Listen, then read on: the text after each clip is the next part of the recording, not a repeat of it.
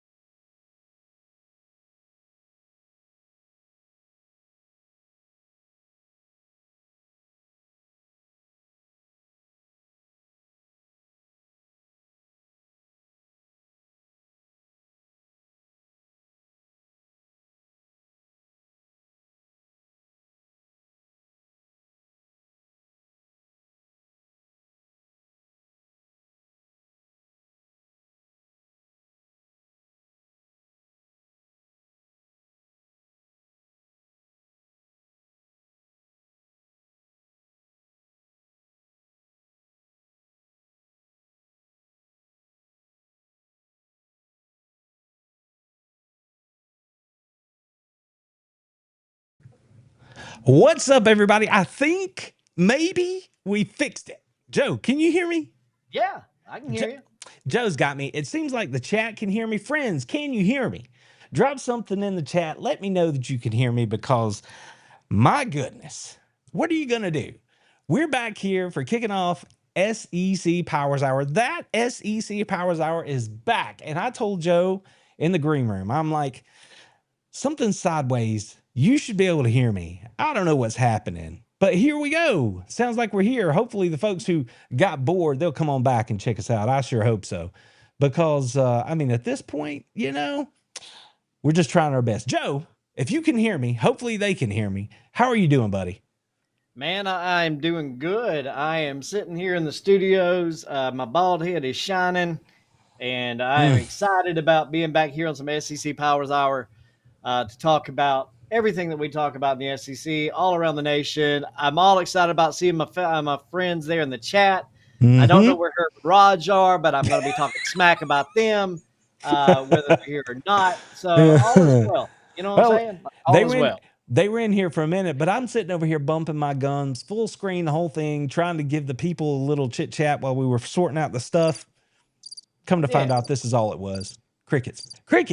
Because it turns out I did have an issue on my end too. So, but now we got it squared away. Look, camera adjustments. Y'all are rolling with us. You saying it wasn't just me? You saying I was sitting over here just changing things and you had Not this time, because, well, we don't need to tell the people the behind the scenes, but we had it right, or I thought I had it right, and then we didn't have it right. So here we are. So, Joe, here we go. All right, we're behind schedule already. Doesn't matter. Let's go through the chat. I'm going to say hello to everybody again. Carol, good to see you in here. Joe, Carol says, man, we've missed you, bro. It's good to see you back. How in the world are you? Yeah, I'm doing good. Thank you, Carol.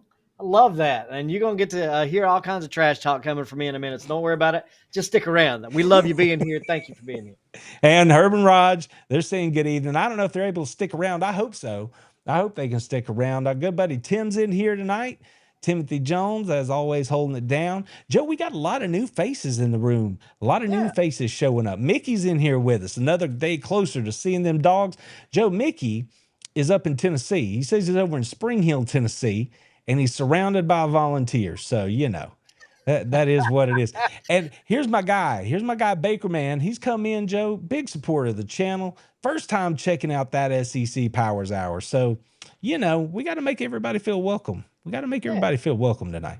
But Baker Man's in here. I got to do this again. Y'all got to bear with me because I had crickets the first time. Baker Man, Joe, comes off the top rope here at the beginning of the show with a $5 super chat. Says, let's go, my Georgia Bulldogs family. Let's go. What's up? That's what I'm talking about. And what is it Cartman says? He announced his presence with authority right there off the top. You better step out.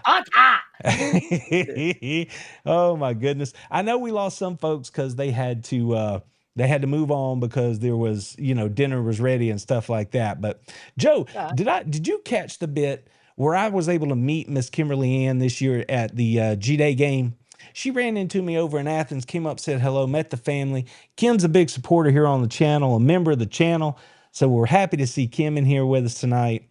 Jeremy found the show last year and said, man, I loved it from the jump. And I think he's here because of you, Joe. I think he's here because of you. That could be true. And I appreciate it, Jerry.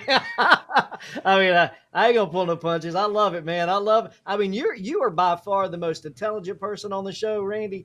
I am just here to make people laugh at the things that they probably think, and I'm just not afraid to say, out loud on a live show. So that's really all I am. It's just a voice of the people, really. Voice of the people. We need to get T-shirts made about that or something. Voice of the people. All right, everybody. It looks. Wait a minute. Brayson's in here. If I'm not mistaken, Brayson's near me. He's up here in my neck of the woods, not too far from me. So Brayson's in here with us tonight. It is all good. Okay, Joe, let's get into this thing. First off, before we get down the road on the SEC Powers Hour here, what have you been doing since the last time the people saw you here on the show? I know there's a whole lot going on, but what's the thing that's got you fired up right now as we get ready to play a little football here in the South this year? Well, the thing that I have been doing that's got me all fired up, quite frankly, is I know you've got, UGA football on lock. So Boom. One of the things that I've been doing is trying to get that whole state of Georgia. If you see the new brand, it is GHSA All Access, and that's All AXS. It's a beautiful blue looking square. It's got the gold and the red X on it. Basically, we're just covering high school sports, GHSA, all around the state of Georgia, and we're having a ton of fun doing it. We have covered a lot of the preseason football, and of course, the voice of the Irish. I am the voice of the Irish on WRBJradio.co, and so we kicked off football season. So I'm the full swing high school football and high school athletics. So that's what's got me all fired up. And as I brought it back to the UGA thing, I know you got the football on lock. Well, I'm going to be covering the UGA baseball coming up this season, so I'm excited about that, partnering with you in that space, and I'm going to be doing, bringing up some baseball memories, and got my new titanium knees in place. So, we're good to go. Look at Joe, like letting the cats all out of the bag, like not even holding anything back, just letting it run free. We can talk about that more later, but that's a big old fat teaser Joe just put on the table for you there. Now, Joe, let's get the brass tacks. Let's get to what? See that right there? You see that right there? There you go. There you go. See, Jeremy? There it is. Everybody, I think we should start a mail like letter writing campaign. Joe possesses that ring illegally. I do. He snatched it. He took it off my desk. I am the owner of that ring via, I earned it fair and square. So you won. There's no doubt. You won. I stole it. He stole it too. You can see the trophy. See, there's the trophy right back there, right back there. That big old trophy. It's beautiful. It's beautiful. But see, I don't have the ring to be like, what's up? That's right. Joe's got my ring. So y'all gotta have to hit him up on the socials, follow him just so you can send him DMs and tell him to send my ring back. You know what I'm talking about? That's what we got to do. That's what we got to do. The other thing that got me all fired up, Randy, I left this out, but I love Boston. So I stand up and show you the Boston hoodie I'm in here. Me and the wife snuck up to Boston again recently for our anniversary. Love it up there. Some clam chowder, walking the car. I was having a good time. But let me tell you, the lobster roll, I got it. And I'm trying to tell you, I love it. But anyway, I digress. Here we are. All right. Well, I'm glad you were able to do some fun stuff since the last time we saw you, Joe. That's good stuff. Okay. So now let's move into this thing. Let's just get started in the SEC with a little bit of SEC news, Joe. A lot has gone on since the last time that you and I got together.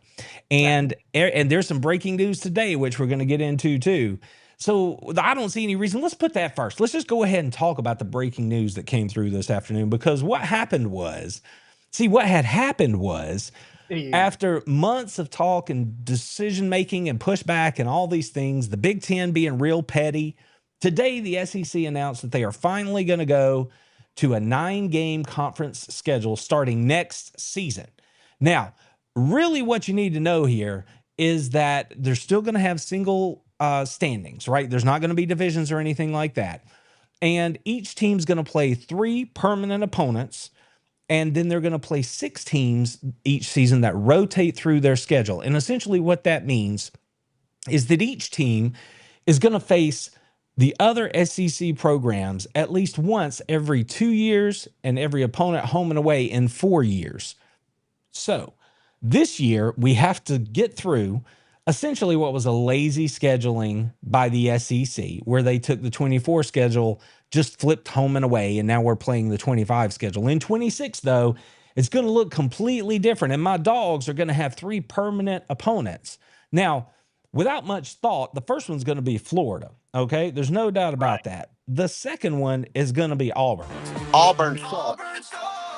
And then what comes up is, who's that third one going to be? Is it going to be Kentucky or South Carolina or maybe Tennessee? Now, every list that I've seen so far says that it's going to be Kentucky. And that caught me a little off guard, because I had just made the assumption that it would be Tennessee. Every fan that I've heard from so far says they want it to be Tennessee. But then there's this entire contingent of South Carolina fans who really value the matchup with Georgia, and they want to be our third permanent rival every year. So as you can see, just look across the conference here. If you've got Alabama, who are their top 3 going to be, right? You'd think maybe Auburn, Tennessee, LSU, or could that be Florida? You see what I'm saying? Every team across the league here is going to have decisions to make, except that the teams don't get to make the decisions, Joe. The conference is going to choose while trying to maintain traditional rivalries. So now, there's a whole lot more we could talk about getting into all this, about why it happened the way it did, national implications and all that. But before we do that, and before we hear from the commissioner of the conference, you tell me what you think about the new 9-game schedule here in 26. Because frankly, I think it's going to be fun. I, as a Georgia fan, I'm going to appreciate seeing those 3 traditional rivals that I know I can count on every year, and then getting to actually play the other teams in the conference, right? Getting to go to A&M or getting to go to Oklahoma, as opposed to having to wait 10 years between visits to those places. So as a Georgia fan, I'm pretty fired up about it, because I don't think the SEC would have made this move if they didn't truly believe that it was going to bring more money into the conference via television revenue, and then also strengthen the conference's argument for the CFP and the national title tournament at the end of the year. So I'm okay with it. You got thoughts? Yeah, well, first off, let me just tell you who I think team number 3 should be. Okay. Obviously, people kind of default to Tennessee, and I can actually understand the default to Kentucky, and I want to talk about that in just a few minutes. But where I think it really needs to go, quite frankly, is I think it needs to be South Carolina. Really? Yeah, and the reason why I think it needs to be South Carolina is because when you just look at football and players, in the state, and what the rivalry, in my opinion, means, it is the fact that you've got these players here in Georgia, South Carolina, and I just think that border war, if you will, kind of mentality is what needs to win out here. Forget about what SEC football has been like in the most recent years, where South Carolina has not been as dominant of a program. But you look historically at what this rivalry has been, what it means, and just what happens around that, the energy of that. I think you can't get away from that border war. I think there's too much at stake for high school football in the state of Georgia, and just for Georgia, South Carolina. Historically, I think it just needs to stay and be there. And I know there's going to be a lot of people that probably disagree with that, just based on what the schools are. Well, what about Auburn then? Well, why is that a rivalry? Well, I think we all understand why that's a rivalry. Florida, why is that? Okay, again, I think we all understand why that is. But you look at Kentucky, you look at Tennessee, and you look at any other SEC program, and I think you just got to go back to what Spurrier and Georgia and Kirby and what that was for the longest time, and even prior to Spurrier. I just think it means more to have that SEC rivalry stay with Georgia and South Carolina. A lot of people say Tennessee, and they are like, well, Tennessee is a better traditional program, and they're also a border state. But there's no denying that Columbia is closer than Knoxville, right? Yeah, Columbia is closer. That feels more like a brother fight. That feels more like a rock fight. You know what I mean? right. Than Tennessee does. If it turned out to be South Carolina, then I would be okay with that, right? I'm with you in that. I think there are more crossovers between South Carolina and Georgia in the high school ranks. I do think that that's a good game because let's face it, South Carolina thinks Georgia is a bigger game than it is. Georgia looks at South Carolina as another game, right? So Mm. the weight of that game is much heavier for South Carolina than it is for Georgia. But to know that you had to play them every year, you get, it's kind of like Auburn in that you get those head-to-head recruiting battles going, for South Carolina players and Georgia players, and you can get a little bad blood fed into it. So and the same goes for Florida and Auburn. But you're right. The history of Florida and Auburn, it's not even close. The Deep South's Yeah, oldest rivalry in Auburn. And then Florida, every day is a great day to hate the Gators. So we're just looking for that other team. yeah. I just really think that we could talk about this scheduling advantages and the fact that you're going to be able to do the what is it 5+11 playoff scenario. Is that what it is? Should be That's better off now because Georgia has said, yeah, we're going to do this to make all the other conferences quit whining about what they were expecting. right, right, right. We're just not going to do it. And this is, okay, well, Georgia just pulled the rug out from underneath you and said, look, this is what we're doing. The SEC said, look, be a big boy, come play ball, quit your bitching. This is how we're going to do it. So there's no more excuses. Okay. Yep. Yep. Georgia has said it's crystal clear. This is how we're going to do it. The SEC has said this is how we're going to do it. Now y'all just shut up and come play ball. To your point, I don't think there's any doubt. Kirby can say whatever he wants from the podium, okay? But Yeah. all Kirby wants is to give his dogs the best chance to get into that tournament at the end of the year. He doesn't care if we got to play another team in the SEC. It's already hard. What does he Yeah. care? Now, but if you're Kentucky, right, or if you are Auburn or Arkansas right now, you're looking at that going, man, I don't want to play in the conference. I need that other out of schedule game so I can pad my wins and get myself to a bowl game. So I can see how people are split on it. But as a Georgia fan, the Big Ten, just being petty the way they were about not considering that 5-11 matchup for the CFP. And in case y'all don't know what I mean when I say the 5-11, it would be the top 5 Power 4 ranked schools would get in automatically. And then there would be 11 that would get in via, alternating bid, not alternating, but it would just be at large bids, right? Yeah. So what that could mean if you're the SEC is you get Alabama, you get Georgia, you get maybe LSU in that top 5. That's completely possible that you could have 3 SEC schools in the top 5, and then you have 11 at large bids that could also go to SEC schools, depending on how deep your conference is any given year. So if you're the SEC, you would absolutely take your chances with that setup, that 5-11 CFP setup, as opposed to, I think it's like a 4-4-2-2-1 where guaranteed slots are for the Big Ten, the ACC, and the Big 12. And as Ross Dellinger reported this afternoon, now that the SEC has kicked over the biggest domino in the game, the ACC has been on record as saying, well, if the SEC goes to 9 games, then we probably will too. Well, of course you will, because the Yeah. Big Ten and the SEC are running this thing. That's just how it is. So the ACC is going to go to 9, and that's if they can hold that league together, because who knows? Clemson and Florida State might be in the SEC sooner rather than later. We'll just have to wait and see with the age of mega conferences and all that. But I'm just saying. Now, and I see here, Joe, I glanced over to the chat here just to see this, and Kim makes a good point. I'm going to throw it on the screen here. She's like, that trip to Kentucky is amazing because you get to go up there, check out the bluegrass, you get to hit the bourbons, maybe yeah. check out the horse races.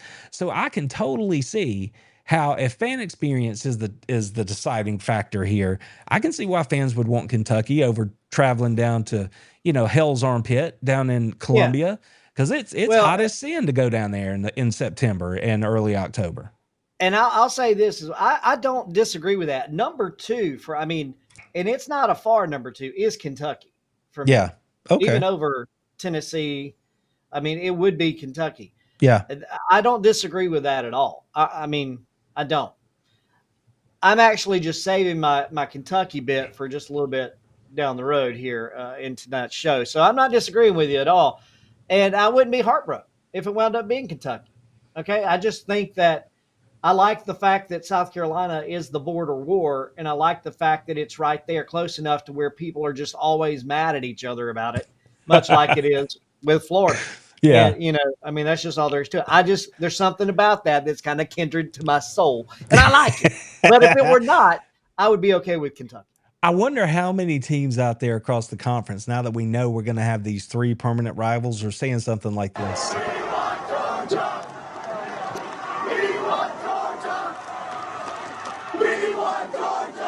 Yeah, I don't know that Kentucky's out there like beating the drum saying they want Georgia.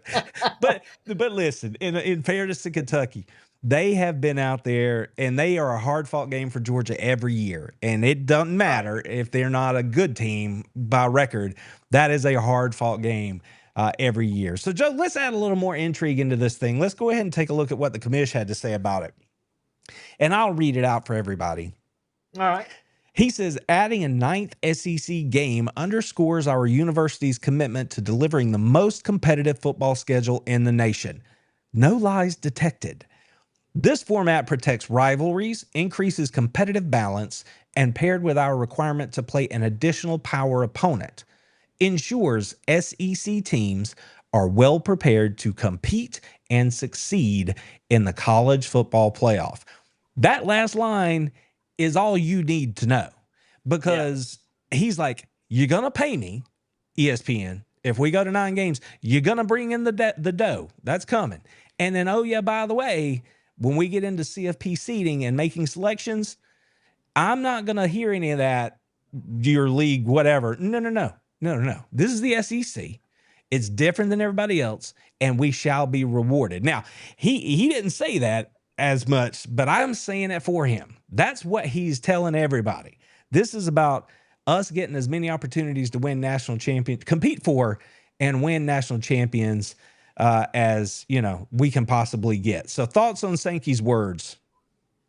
Well, I mean, I love the fact that Sankey's just pretty much the guy that walks in and says, let me tell y'all how this is going to roll, right? Let me just line it up for you, because everybody else wants to stand back and talk about, the caveats and the well, if, and be petty. And then Sankey just walks into the room and says, are y'all through? Or are we done? That's right. Put the cheese back by the crackers over there. Quit your whining. Let me tell you how this is going to go. And nobody else seems to have an idea about how to make it any better. That's because nobody else has the conference and the collateral to make it any better, really. Yep. So kudos to my man for coming up there and just saying, y'all just enjoy the cheese and wine and crackers. This is really how this is going to go down. Yeah. And he said as much at the spring meetings and then again at SEC Media Days. He has been saying, here we go. I'm in favor of the 9. Here's why. And he just had to make sure that he could get the Kentuckys, the Arkansas of the league on board with it, right? And get them to vote on it, which is what ultimately happened today. The presidents had to vote on it. So once he said, listen, the opportunity here is A, everybody's going to make more money. So let's be happy. And B, everybody's got a better shot. It's because you're in this league. The gravitas of being in this league gets you a better shot to get into the dance. So, I mean, the man, I know a lot of people don't like Sankey, but I have yet to see anything come down from him, and even dealing with him at media days and stuff like that. Like, I find him to be impressive, and I find him to do the thing that he's supposed to do, which is fight for his conference schools. You know what I Yeah. mean? That's all he's there to do. It's just like an agent in a negotiation with a team. You're getting the best deal you can get for your guy. That's all you care about. That's what Sankey's doing. And he just happens to be in the biggest, best, most powerful conference in the land. So, that carries its own weight. That's right. Timothy Jones, good to see you too, brother. Good to be back here. I don't know if y'all noticed or not. Got my new specs here.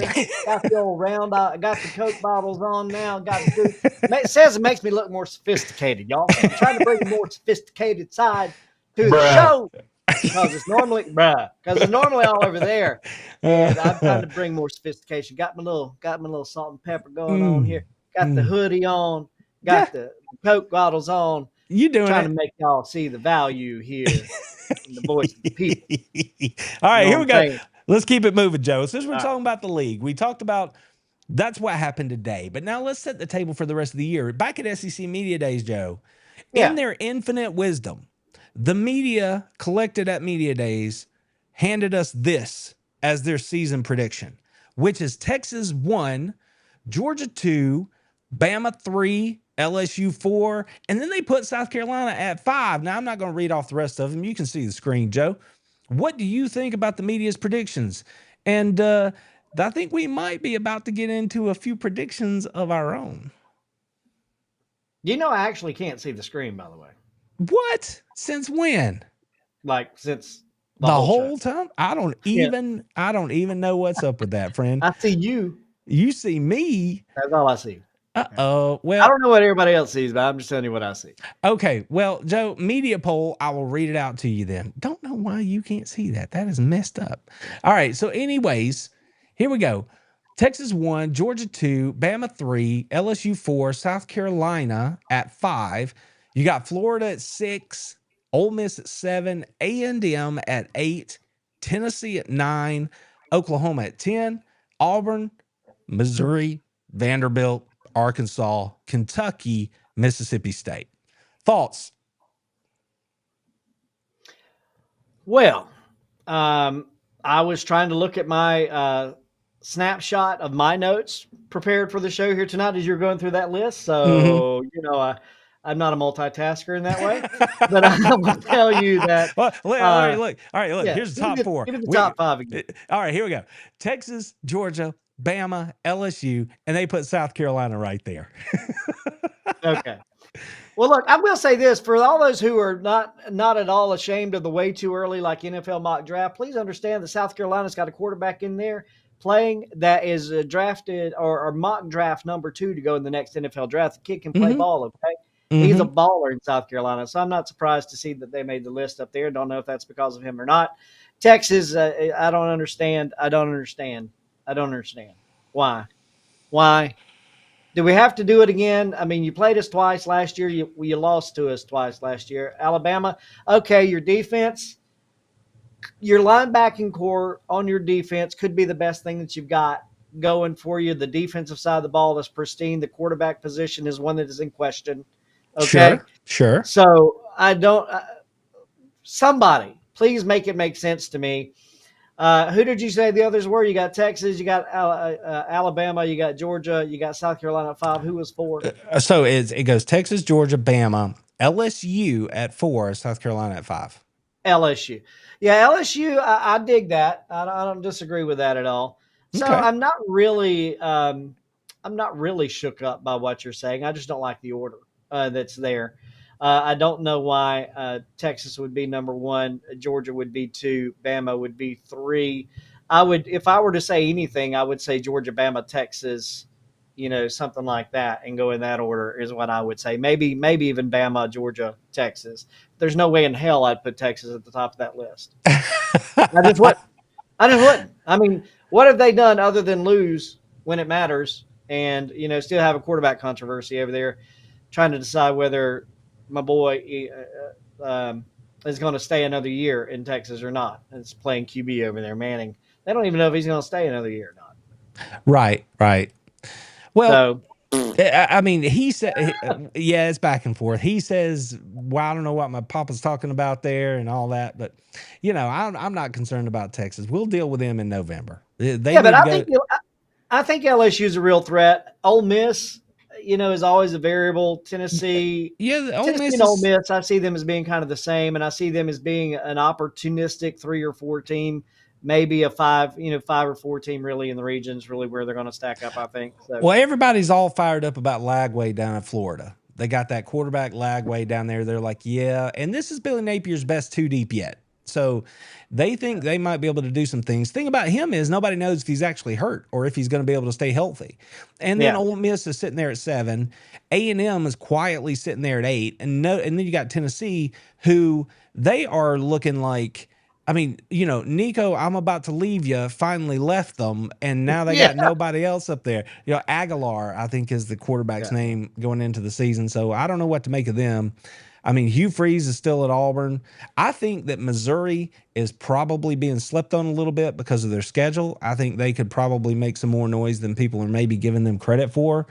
And Oklahoma, if they can do anything on offense, and we'll touch on this a little bit later, but if they can do anything on offense, that's a team that could make a little bit of noise this year too. So, and Vanderbilt's out here telling us they're going to go win the national title. So there you go. So that was the media, Joe. And some of the other stuff that they put out here for us, we can roll through it pretty quick. The All SEC preseason team came out, and for those of you that can see the screen, you can see who made it onto the list there. Nussmeier is your quarterback for the first team. Wisner from Texas is one of your first team running backs. Ryan Williams, of course, at Alabama, made the first team. There are plenty of good players in the SEC. We all know that. My Bulldogs put a total of 14 players across the SEC teams. And the area that Georgia is just going to have the advantage every time they step on the field this year is in the special teams game. First team kicker, first team punter, first team kick return specialist. I mean, you know what I'm saying? Like, if they don't have the best special teams unit in the conference, then something is wrong. And we get on down here to the third team, and this is where you see Lagway makes an appearance. Georgia's Nate Frazier makes an appearance here. Zachariah Branch makes an appearance for Georgia. So again, there are a lot of great players in the conference, but I just wanted to get that out of the way. Now, let's take a bit of a national look at it here and take a look at the AP poll. Now, everybody has a poll. They want to throw something out there and have an opinion about it. This is what the AP did. I'm going to hang my hat on them for the purposes of this. They have Texas at 1, Penn State at 2. This is their preseason top 25, Joe. They have Texas at 1, Penn State at 2, Ohio State at 3, Clemson at 4, Georgia at 5, Notre Dame at 6, Oregon at 7. Then the top 10 is Alabama at 8, LSU at 9, and then Miami at 10. Now, before we go any further, only once, I believe in the last 50 years of the AP poll, has a team not in the top 7 preseason rankings won the national championship. So that tells you that, odds are against Alabama, LSU, and Miami and everybody else on the board here making a run at it. But you only have 2 SEC teams in that top 7. I say only. The Big Ten has 2. Of course, Clemson from the ACC, Notre Dame is an independent. Or I'm sorry, the Big Ten has 3 because Oregon's now in the Big Ten. So the Big Ten has 3 in the top 7. The SEC has 2, and then the ACC has 1 right there. And you said Penn State is number 2? According to the AP voters, yes, they are. Yeah, that's what I'm sitting here looking at now. And who are these people? Who are the AP voters? They're, beat writers from all across the country and people who cover the sport for national entities, right? They've got podcasts, Joe, so we got to listen to them. Well, yeah, I have a podcast too. I want to be an AP voter. Let me just say, I mean, if you look down this list, Texas, Penn State, Ohio State, Clemson, the de facto team to beat in the ACC just because of, they're just the de facto team to beat now in the ACC. Exactly. So they're at the top of there. Notre Dame at 6. You know how I feel about Notre Dame. For all Joe. the people Okay, that don't, listen, Joe. I know, but they did play for the national championship last year. They showed up at the national championship game last year, they Joe. showed up. Yeah, Okay. yeah. Oregon, then Alabama and the LSU, Miami. This is laughable. This is absolutely laughable. It's laughable. Yeah. I mean, I don't understand why these people do this other than to make the blood vessels in my face stick up. That's the only reason they do this. I don't understand how you could have Illinois, Arizona State, these teams up here. Let's just SMU at 16. Why not? Why Why not? not? Let's have SMU. They should be in the top 10. I mean, they were in the CFP last year, were they not? Well, Let's put remember, SMU in one of the most overrated teams, period. yes, Let's put them in there. Why not, AP? Let's yeah, do the thing. yeah. Well, they did beat Clemson. They are in the ACC, Joe. Yeah, I I'm just know. saying. Yeah, I know. They bring their quarterback back. Come on now. Jeez. Overrated. They're as overrated as Clemson is at number 1 in the ACC. But anyway. Oh, all right. Well, let's move on then from the national perspective. And again, let's just look at these teams here from the SEC that are in the AP preseason poll. All right. So you have a total here of 10 of the 16 teams in the league made the AP preseason top 25. So when we talk about the depth of the conference, when we talk about how these conferences are not created equal, this is what we're talking about, right? I understand that the Big Ten is top heavy, right? You have Michigan, Ohio State, Penn State, Oregon. After that, you can miss me, okay? But if you look here in the SEC, Texas, Georgia, Bama, LSU, South Carolina, Florida, Oklahoma, A&M, Ole Miss, and Tennessee are all in the top 25. Now, at the end of the year, will there be 10 from the conference in the top 25? Who knows? Probably not. But this is how this thing shakes out, at least based on roster and all that sort of stuff. I mean, out of the teams that I just mentioned to you, give me the one that you think has the best chance of overachieving. The teams that are in the top of the AP preseason poll here, the 10 from the SEC, which ones do you think have a chance to actually do some work and move up and make some things happen this year? So we're not going to look really at the top 10 because anybody in the top 10's got a shot. So we're talking about South Carolina, Florida, Oklahoma, A&M, Ole Miss, and Tennessee. Of that group, which ones do you think are going to be able to like do some stuff that maybe we aren't expecting?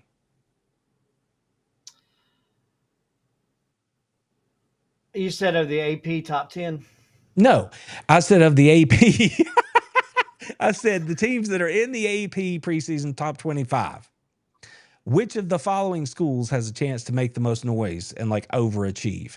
South Carolina, Florida, Oklahoma, A&M, Ole Miss, or Tennessee?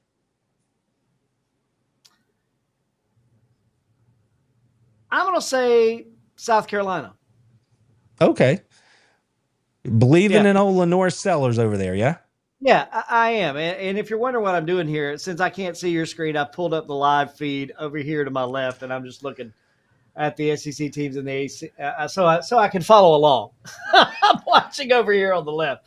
And I think South Carolina is going to get more done than people think that they're going to be able to get done. And I do give credence to the fact they got a quarterback over there. It's a game changer. I mean, he's a guy that is going to be able to pick a team up and carry them. And I think people are not going to prepare well for South Carolina because they're South Carolina. And I think they're just going to be able to do more because of that. They're going to have an opportunity to overachieve because they're not going to be on everybody's top tier radar. And I think they got a player over there who will make it happen via a la what Vanderbilt was able to do kind of last year. All right. Well, I mean, our man Baker Man here says he thinks it's going to be Ole Miss. He thinks Ole Miss is the team that's got a shot to step up in there and make something happen. So, well, we always think it's Ole Miss, though. Yeah. Everybody's like, Ole Miss, they're coming this year. Old Blue Pants. How many times did I say that last year? Old Blue Pants. I'm riding with them. Yeah. Well, listen. Listen, they beat my Dogs, so I'm not gonna but I get it. They're the transfer portal team here in the league, and Yeah. they who knows exactly what you're gonna get, but they could come right on back and do some stuff again.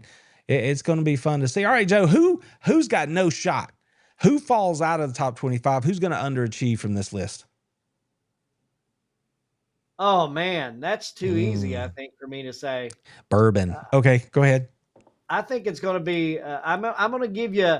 I'm going to give you my 1 and my 1A. Okay. Oh, My okay. 1A is Florida. You think they're gonna crash out? I do. I mean, I think Florida continues to be in chaos and turmoil. I don't think things have gotten better for Florida. I just don't. I think that they're, just meh at best. And I think that they have the best opportunity to let things just go absolutely off the rails. Outside of that, I'm going to go with Texas A&M, unfortunately, because Texas A&M can't seem to grab their butt with both hands when it really matters. And as they're trying to rebuild, and you can put ATM on the side of the hat, yeah, but I just don't think that they've got it figured out yet. And I don't think all the lights that are bright in Texas, as they always are, is going to help Texas A&M get control of what they have going on anytime soon. Okay. Well, I mean, A&M's kind of an easy shot. I kind of thought you might go with Oklahoma right there. I thought you I might go with almost did. Oklahoma. Yeah. I almost did, but it's kind of it was almost too easy of an option for me to go with Oklahoma. So I'm just going to stick it with Texas. I'm sorry, Texas A&M, and with Florida. I think Florida is like this. Florida is either going to be much more dominant this year than anybody expects. Like they're just going to be like, where did Florida come from? How is this kid playing? Is he not going to Lagway? How is he going to stay in the game? And everybody's hitting on all cylinders, or it's just going to be a total disaster. And I think the veracity of what happens with that program is going to be significant this year. It'll be ferocious in a great way. It'll be ferocious in a terrible way. They're gonna do it up big, whatever it is. They're gonna do it up big. That's what Joe said. It is going to be pull the pin out of the grenade, and great things are going to happen, or it's just going to be like blow it all up. I just think that I don't think there's any middle of the road for Florida. There's a whole discussion to be had around Florida in particular, and I'll just say it real quick and put it this way: if Florida does well, then DJ Lagway is even more tied to Billy Napier's hip, and they do great together, right? They both ascend. It does great. If they don't play well and Napier's right back on the hot seat in the middle of the season, Florida has a choice to make.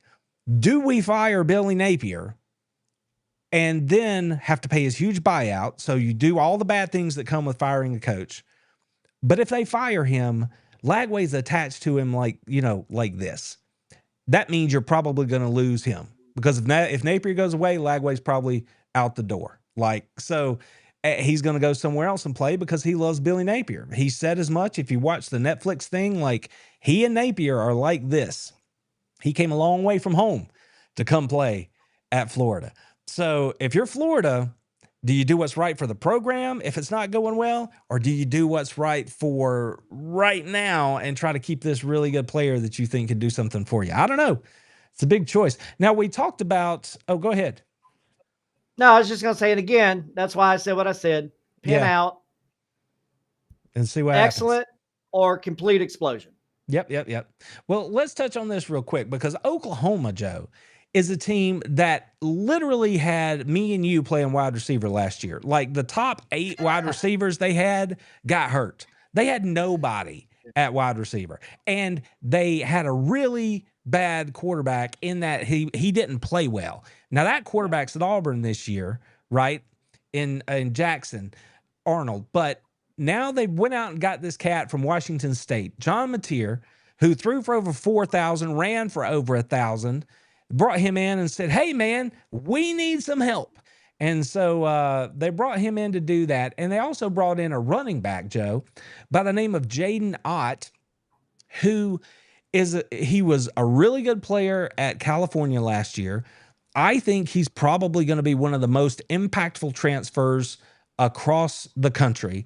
And if they get anything from the running back position, Joe, they could really do some things here in the conference. Do you have any thoughts on Oklahoma and what could be for them?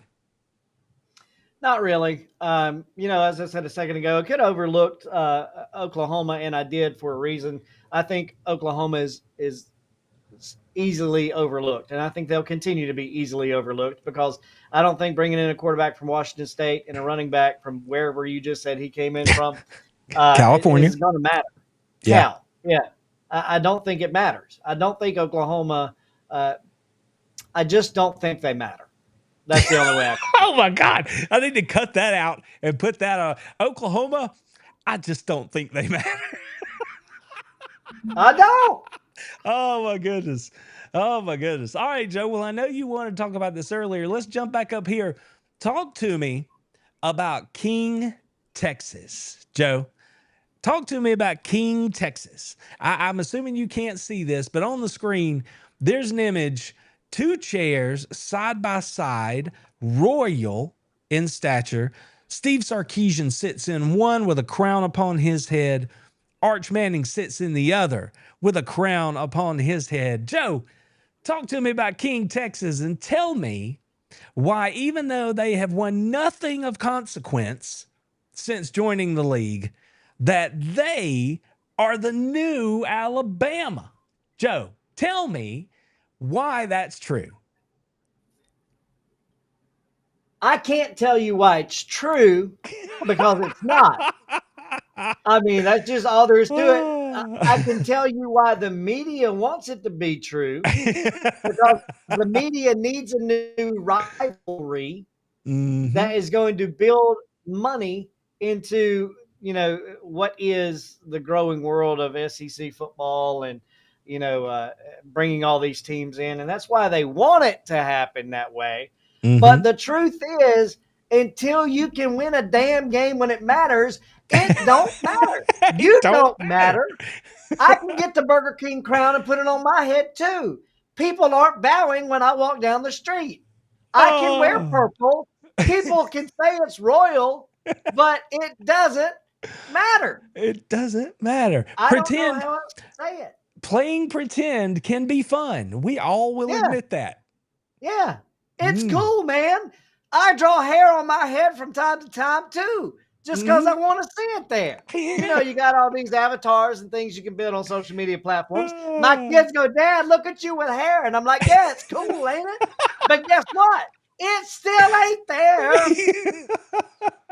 Texas, you have a crown. You're the only one that has the crown. When you make the crown and put it on your own head, that's cool for you. It's like me having this ring. It's cool. I have it.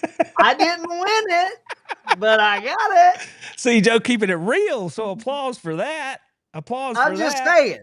It is what it is. That's right. Damn it, man. Oh, me. I thought you'd get fired Manning's not gonna, he doesn't care. He's not gonna be there. He's just trying not to get killed this year. That's all that matters. He's going to try to not get killed. Somebody had it in the chat earlier. Deer in headlights. Yeah. Yeah. Oh man, I think the chat's with you on that one, Joe. Oh my goodness. Jeremy said, "Sing the ring to me." Let's move this thing along here. Let's start making some predictions, Joe. Not like anybody's gonna hold our feet to the fire. You know what I'm saying? but let's make some picks. I'm gonna go ahead. I've already made mine. Mine are already public. I did this a few weeks ago. Sent this out, and let me tell you, on social media, once people saw this, they had some opinions. They had opinions, man. And it was everything from yes, sir, positive, somebody got it right, all the way around to the worst stuff you can imagine. So everybody had their opinions, and that's cool though, because more people saw it. And that's what I wanted, right? Was to gin up that conversation. So the way I put it, I had the final order of finish, meaning at the end of the regular season, right? I had it Georgia, LSU, Texas, Alabama, South Carolina, Florida, A&M, Missouri, Ole Miss, Tennessee, Oklahoma, Auburn, Vanderbilt, Arkansas, Kentucky, and Mississippi State. Now, that's 16 teams, Joe. I know you don't, you're not going to remember 16 teams. I'm looking at the screen over there. Okay, so my bottom line is I had Georgia and LSU playing in Atlanta for the title come December. What you got to say about it? Do you think I'm smoking the good stuff? Do you think I found Grandpappy's bottle, or do you think I'm on to something here? No, Georgia LSU. No, I absolutely think you're on to something there. I really do. I mean, I can see that. I believe it more than I do, any of the hystericals, some of the other things that we've seen out there in print and around. I really do see that as being a very legitimate SEC championship matchup. And I would, if you were to have asked me, even before you told me, I would have probably said the same. Quite frankly, I would have said LSU is going to be my guess from the West there. I think that for sure. So no divisions, Joe. No divisions. Remember, yeah, I know no divisions, but you know what I mean when I say from regionally. Yeah, the West. Regionally, that's what I say. I think it's still LSU is the team to beat this year outside of Georgia. I don't think that. Well, Alabama is the other de facto team there in my head, but still, I agree with LSU. I do. All right. Well, there were a lot of people who thought that, that's kind of because they don't buy into LSU because of Brian Kelly. That's the first reason. And then they just have to have LSU play some defense. And if they play some defense, then they'll get on board. The thing is, I am just all in behind the Nussmeier effect. I just think that as being one of the very few inside the conference that's returning a quarterback that's played a lot of football inside the conference, I'm like, there's something to that, and everything else is what it is. They got to replace people, Porter people, all that stuff. Brian Kelly, I get it. But you've got that guy back.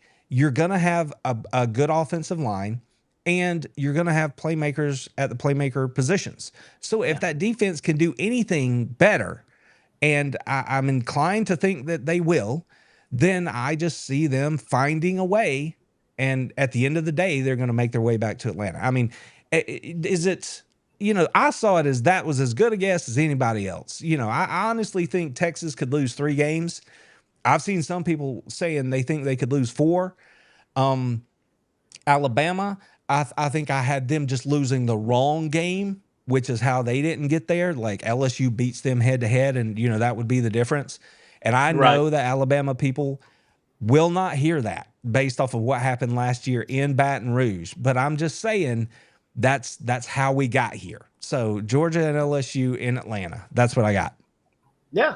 Well, I have to say I agree with you right there. And it's going to be fun as we get into the picks and go through the season to see how, my ship may rock. But I agree with it right here, right now. I do. And, I want to go back. Just for the record, I want to say this too. For the record, I have Georgia winning the conference right here. So that means I'm not saying they're going undefeated, but I'm saying they don't lose the wrong game. You know what I'm saying? So they get there and then they beat LSU and Georgia wins the SEC. Okay. So I didn't know if, do you agree with Georgia? Yeah, I mean, I do. We talk about that. We're going to talk a lot about it as we go through this year, but I do. I mean, I do. I think it's a real possibility. All right, so let's broaden the spectrum here a little bit. Let's move it out to the national championship conversation, Joe. Alabama, Notre Dame, Texas, everybody out there, they are telling me that they think they got a shot at the national title this year. Joe, are those people crazy? I know how you feel about Texas, I think. I think you think that there's no way they're getting into this thing. But what else you got out there as far as national title conditions? But before we get there, before we do it, let's go through the conferences. So let's go ahead and just make our picks straight up about who we think is going to win each conference. That'll set the table for the national title discussion, okay? Yeah, before we do that, though, I want to answer the question in the chat here. I love it. Okay. Jeremy Nix asked the question in the chat. do you think Georgia's home winning streak won't last forever, but do you think it will end in 2025? Do I think Georgia's home winning streak will end in 2025? You want me to answer that question first, or you want to answer it first? I officially haven't made my picks for Georgia's season. That's next week. So I'm going to make my picks next week on that. So Jeremy, hang on. I'll answer it next week. So Joe, you go ahead if you like. I will say, Jeremy, does Georgia's home winning streak end this season? The answer is no. Boom. Okay. There you go. That means they're going to beat Alabama, Ole Miss, and Texas betwixt the hedges this year. So yeah, I am and here of those three teams, list them again: Texas, Alabama, Ole Miss. Yes. Which one gives me the most heartburn? You want to take a guess? Probably Blue Pants. Yeah. Yeah. Yeah. All right. I wish I could be that confident. I do. I wish I could be that confident. So that's cool. Now, do you have Georgia going undefeated, or do you think somebody's going to get them somewhere? No, I think it'll be a road. It'll be a road game that they slip up on. It's hard. It's hard to be on the road. It's hard to play. Gunner, I still think has the opportunity to get in a situation where it gets a little out. Gets a little out over his skis, maybe on the road somewhere. I think at home, I think the boys dialed in and is just straight on, and I think that just helps Georgia continue that home winning streak. But I think Gunner is just the type of player, because he's so aggressive. I think he get out a little over his skis, and on the road, I think that's possible. I think he can lose one on the road. Yeah. All right. And of course, it's not one guy that's going to lose it. Georgia would lose it. No, but I hear you. Right. I'm just speaking, I'm with you. Metaphorically. All right, Joe, let's run through these pretty quick. Technical difficulties. We're running a little bit over 1 hour, so y'all, appreciate y'all hanging in here with us. So Joe, let's start with the first letter in the alphabet, the ACC. Who do you think is going to win over there in the Atlantic Coast Conference this year? I think it's Clemson. I mean, there's no doubt about it. I think it's Clemson. Everybody else is laughable to me in the ACC. So he says laughable. Laughable. Oh, I like it. All right. So I too am on Clemson.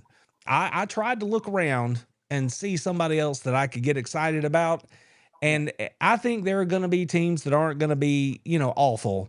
But at the end of the day, I think Clemson wins. I understand SMU got them last year. I just don't think that'll happen this year. Klubnik is back for what, year 4 or 8 or 12 over at Clemson. I'm not sure. He's been there forever, but I think he might be that difference for them over there in a conference that's not that strong. So, and Enrique in the chat, and that defense is going to be good too. By the way, Clemson, they should be able to play some defense. Yeah, in the chat, I was just going to say, Enrique, I certainly hope it's not Tennessee. Oh, I know. It could be though. I mean, I'm with you there. Yeah. First game on the road, man. It's always hard. Yeah. It doesn't matter who you are. Could be. All right. So let's take it out to the Big 12, Joe. Out there, the land of prime and the Utah Utes and so on. Who you got out there in the Big 12, man? Well, I'm going to have to say in the Big 12, as much as I do enjoy teams like BYU, which, I'm a fan of BYU out there in the Big 12. Yep. And West Virginia is always fun for me. Kansas State, baby. Kansas State. Yeah. But I got to go back with a historical favorite of mine, and you'll know this growing up with me. I think it's got to be Kansas State. Okay. So, well, if it makes you feel any better, the media agree with you. They think that Kansas State's going to win. I like their quarterback. Yeah, they picked them to win the Big 12. I like their quarterback a lot. That dude's a player. He's Kansas born, he's playing for a home state school. He's a good player. I like him a lot. And we're going to get to it here in just a second, Joe. We get to see him on Saturday. So, All right. So Kansas State for Joe. Give me Arizona State.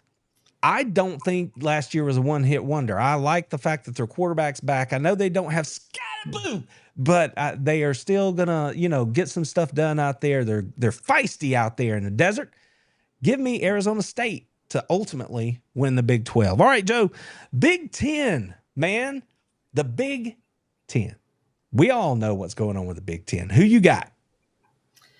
Well, I would love to sit here and say, as much as I hate a roster of these teams that play in the Big Ten, that it Mm-hmm. would be somebody else that's going to win the division. But Okay. I believe, you know, I would love to say Penn State, but I can't. I got to say Ohio State. I would love to say Penn State. I Okay. really, damn it, would love to say Penn State. Yeah, but I'm going to say Ohio State. Yeah. Okay. Well, I mean, ultimately, Penn State has to show us they can beat Ohio State, which Yeah. they have I a mean, hard time again, with. it's just like Texas. It's just like Mhm. Texas. I would love Mhm. to say Penn State, but I you got think to my be. man, Jeremy's reading my notes. Give me the Ducks. Give me Oregon pushing through the uncertainty at quarterback and all that, and the fact that James Franklin just can't seem to get it done when he has to. Give me the Ducks to win the Big Ten this year. I still think Penn State's going to make the playoff. I think they're that good of a team that their record's going to be good enough to get them into the playoff. But I think that Oregon will take the crown. So there you go. All right, Joe, now to the league that matters. Now to the league that everybody's going to be watching, the league that gets all the viewership, the league that gets all the money, the league where the girls are prettier. Let's talk about the SEC. All right. I've already told you, I've got Georgia and LSU in the game, and I've got Georgia winning the conference. And I think you agree, yeah?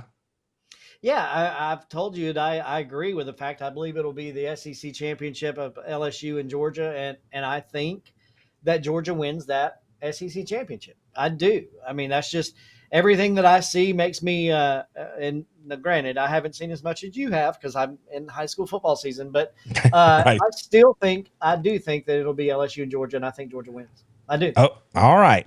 So let's take all that now. We know who we think's getting in, right? At least at the top of the playoff there. We got these guys in the tournament.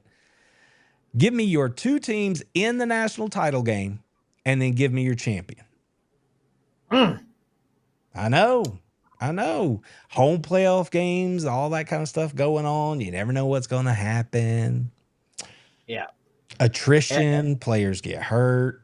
Come on. I know it's hard, man. This is like It putting is. on a double blindfold, spinning around 12 times, and then trying to throw the dart and hit the board. Like, it's almost impossible. I think what you're going to see. Say it with your chest. I don't even know how I'm going to get there, but I think what you're going to see. I think what you're going to see is. I don't even want to say it. It just makes my blood hurt. Not even my head hurt and my blood boil. It makes my blood hurt.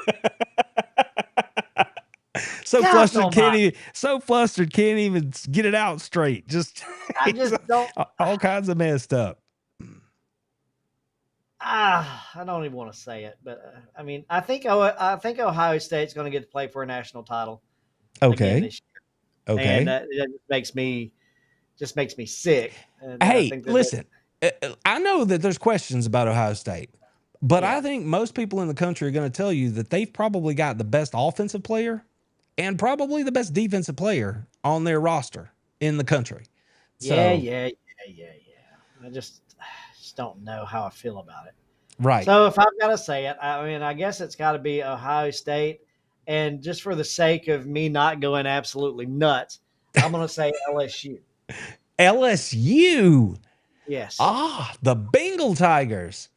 Yes. Yeah, man alive. That means that maybe, that means somebody like a Penn State or maybe Ohio State. Maybe that's who gets my dogs. Oh, golly.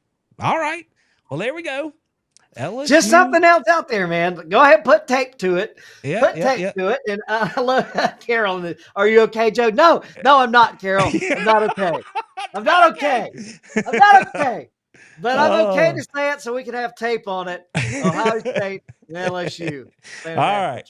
Ohio State and LSU. There we go. Here I go. I have Oregon winning the Big Ten, but I told you Penn State's going to make the playoff. Yeah. I see Penn State navigating their side of the bracket to get down to the championship game. When I look across the country and everybody else who is a contender for the national title. And then I look back to Athens and I'm like, nobody out there is head and shoulders above my Bulldogs. And we've got Kirby Smart. So I am going to bet on Kirby Smart winning his way back to the national title game to give us Penn State, James Franklin against Kirby Smart and the Georgia Bulldogs. And I'll bet you almost anything you want. Kirby Smart ain't losing to James Franklin. No. That's how that's going to go down. So give me the Georgia Bulldogs as the national champions here in 2025. They knock off Penn State in the CFP. So there you go, friends. You don't even have to watch all college football. We just told you how it's going to go. Yeah. You don't even got to worry about it. And Carol, you're right. It is awfully early in the season to not be okay. But let me just tell you what. if you think I'm not okay right now, cheers. Please tune in every Thursday and watch this show the rest of the season. Because I tell you what, I have never felt more double barrel. One on it's not even side by side. We're talking about over and under. Double barrel shotgun ready loaded ain't okay coming into this football season. It is going to be worth the therapy to sit and watch this every Thursday night. So I think that's what this show is. This show is therapy for you, therapy for me, therapy for the fans. Listen, we have fun over here. Again, I apologize for the technical difficulties off the top, but I appreciate you guys who are hanging in here with us for this extended show. I hope you've had a good time. Joe, it's week 0. There aren't many games I wanted to take time to pick, but I got to go ahead and give us at least one game to pick as we head into the college football season. And I mean, before we do it though, I would like you, if you can, to look across the SEC. Think about the biggest assumptions that college football fans make about the SEC or the teams in it. Joe, tell me which 5 common assumptions, misconceptions that people should ditch about the SEC or the teams in it here in 2025. Come on. All right, let's start with assumption number 1, that Kentucky is not a good program. Kentucky is a really good program. And if you look at some of the teams that have played in the middle of the league and played, not Georgia, they're not Georgia teams, but if you look at some of the other teams that are in the midst, and Arkansas. I had notes around this earlier, but I've absolutely forgot where I put my notes. I don't think I brought them out here with me. But the sticking point is that Kentucky, if you look at records head to head, they have done better than teams that have been sneakily good over the past few years. And I wish I had my notes in front of me. Damn it. But they have done better. Kentucky is not as bad as you think they are. They're better overall in the record head-to-head versus some of the other teams. When you look at like Napier, Florida, and some of the other people over the past few years, win-loss records, Kentucky actually does better than people would give them credit for. So there's number 1 for me. Kentucky's better than you think. That's why I'm not opposed to it being the number 3 game, as we talked about off the top. Kentucky's not bad. In that same breath, I want people to think that SEC is not a shitty place to play.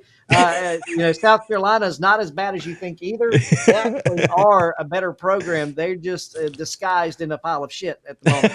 So SEC football is better in the lower third there, middle of the lower third with SEC football in South Carolina, and Kentucky's being better. The other assumption that people should let go of is the fact that domination happens, only in the schools where money is big and television is big and NIL is a big deal. I think that you have to let go of that assumption just a little bit, and the fact that allegiance to the league of football in the SEC is going to be better. That's what makes Georgia football as great as it is. I love what Kirby talks about there when he talks about we want to make players at the University of Georgia that want to be here, want to be coached and trained.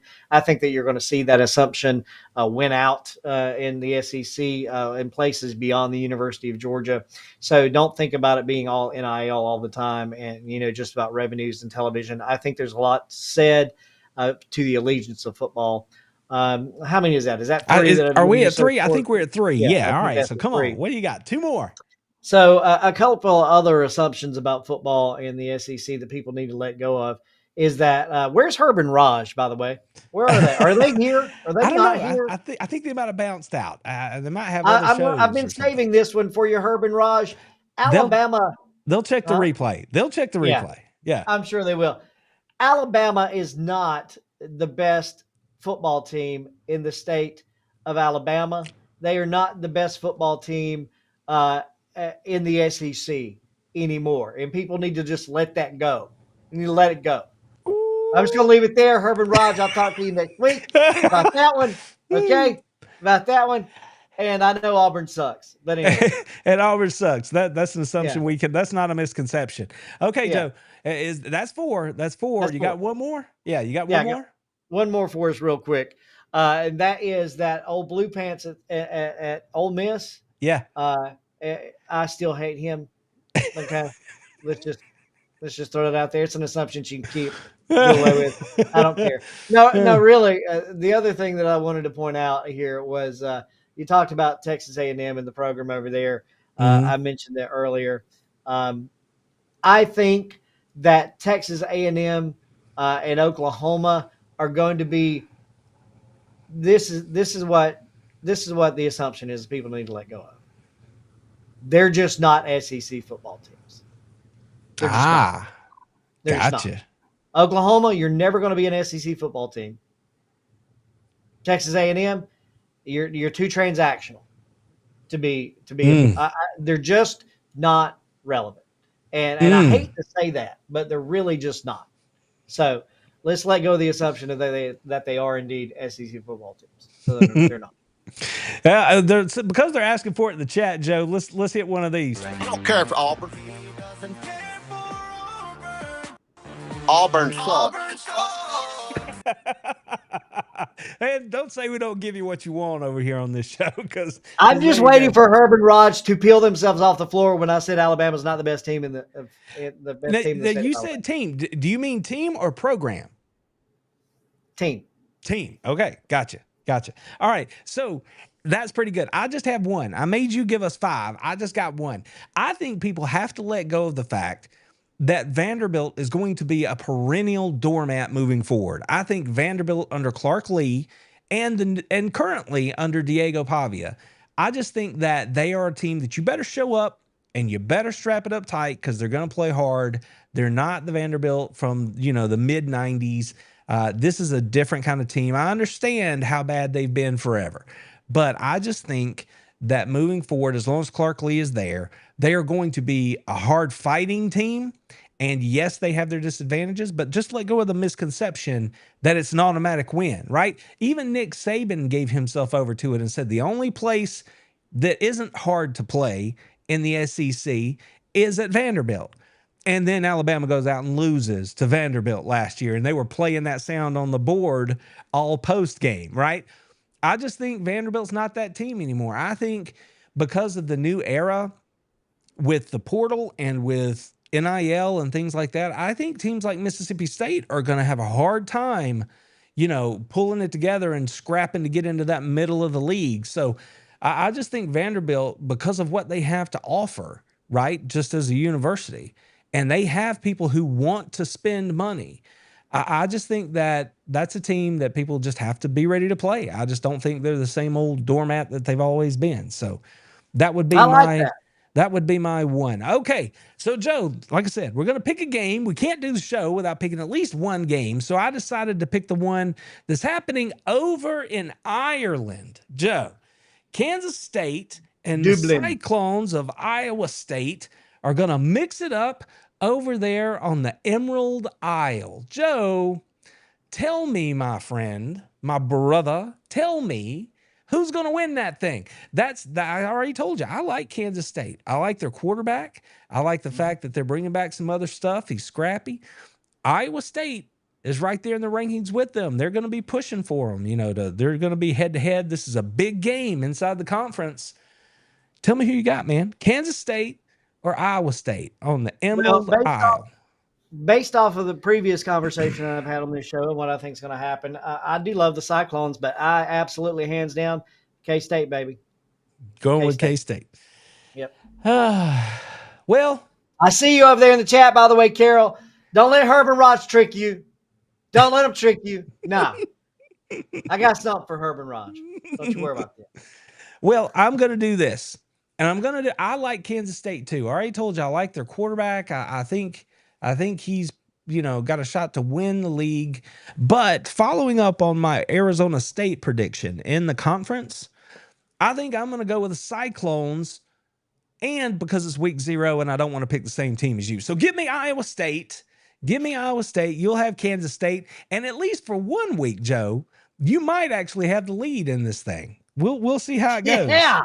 We'll see how it goes. Y'all got to get on Joe. Y'all can't y'all can't just let it be that he's just going to take the ring. Y'all gotta help me out. Y'all got to hit him up on the socials or something. I don't know. Y'all got to help me out with that. That's something that, I'm not that used to. All right, Joe, those were our game pick segments. We've laid out the entire season. We got everything done, man. We told everybody who's going to win it all. I don't even know why we need to watch college football, because it's fun. That's why we're going to watch college football.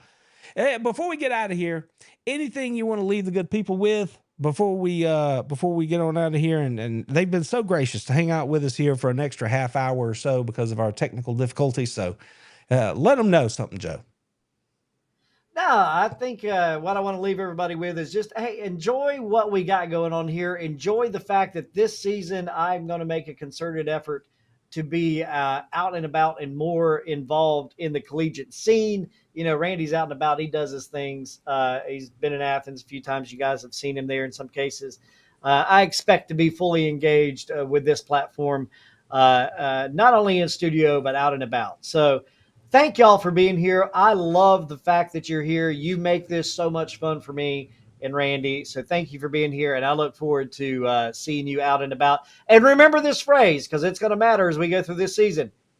The voice of the people. Sitting right here. Sitting right here. Just remember that. I got the It's going to come back. I got some rock vibes. I'm going to have to get you a sound drop or something. A little rock action there. It's like the voice of the people, the people's champion. No champion. You're not the champion. I'm the champion. The voice of the people here on the show, man. I like it. I can dig it. I might have to start introducing you that way. The voice of the people. Joe Powers coming to you again. Joe, I've got big plans for you on this show this year. Tonight, I was flying by the seat of my pants trying to get this thing ready to go. It's just that way. But moving forward, I've got some stuff. We're going to break it out, a few surprises here and there. We're going to let the people hear from Joe this year a whole lot more than maybe they heard from Joe last year. And they heard from Joe a lot last year. Let's be real about it. You know what I'm saying? So I know this is the SEC show, but I did pick my Dogs to win the conference. Didn't I, Joe? Didn't I make that pick? Yeah, I think you did. Yeah, I think you did. And Joe, didn't I make the pick that Georgia was going to win the national title here in 2025? Did I do that too? I believe you did. Yeah, I believe you did. Well, all right. Well, Kirby's going to remind you all. So how about them fucking Dogs? That's what I told them. That's how we're going to start this season. I'm hoping they're going to come through for me again, because that would make me a happy little bear. All right, everybody. Thank you so much for being here with us. I appreciate it. Again, apologies for the stuff off the top. I appreciate y'all hanging in here with us. We had a good time. Tell a friend. Bring them back. It doesn't have to be a Georgia fan. Kentucky folk, Auburn folk, Alabama folk. Y'all get them in here because this is fun. Y'all have fun in the chat. We have fun with you. It's a good time. Y'all share it around. Bring them back. And we will see y'all next Thursday. Joe, I can't go without saying, go Dogs!